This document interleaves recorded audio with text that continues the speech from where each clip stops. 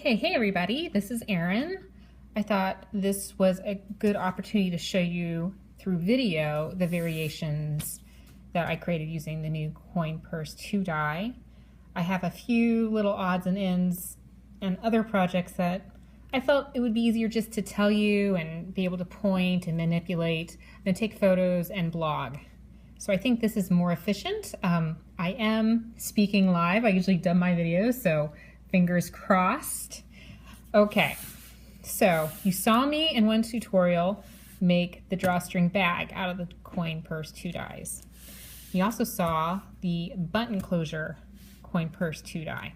Now when I designed the dies, these were the 2 styles they were meant to make. But of course, once I get the dies and I start playing around with them, then I start seeing all these variations.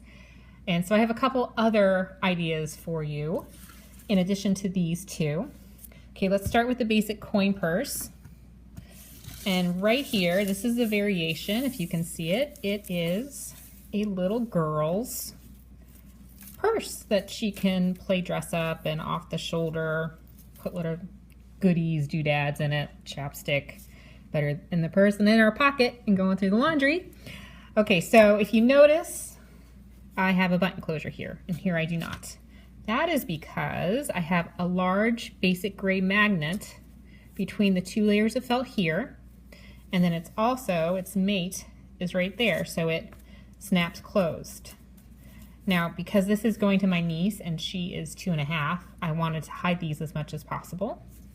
So that's why I put this one in here. You can always make this double-sided as well and hide magnets in there. Now, if I was to do this over again, I would probably use 2 magnets, 2 sets of magnets. I would use one here and one here, so it would close double.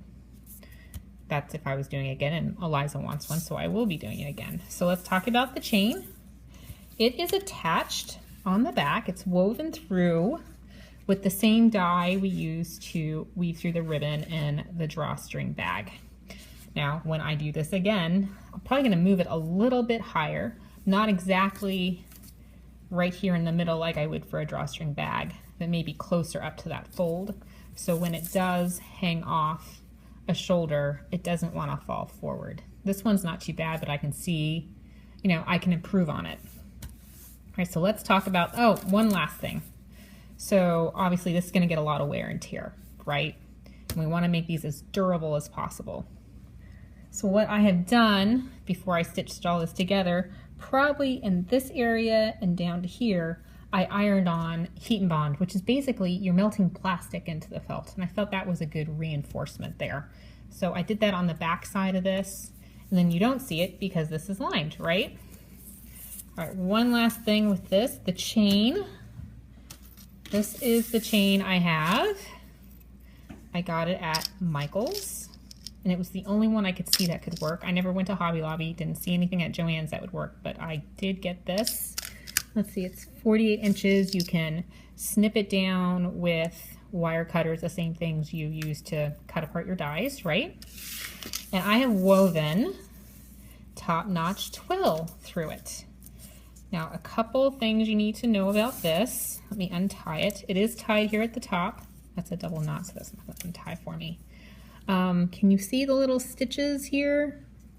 There's one right there stitching the chain to this side and one right there stitching the twill to the chain there. And let me tell you why. Because if you don't do that, this is what your chain wants to do on your ribbon. And that's no good, so you stitch them in place. And then it's just a tie. And I figured that this little part was going to get a lot of wear and tear, and better it not be on the breakable chain, but rather the twill. And plus it's cute to have a bow on the shoulder of a little girl.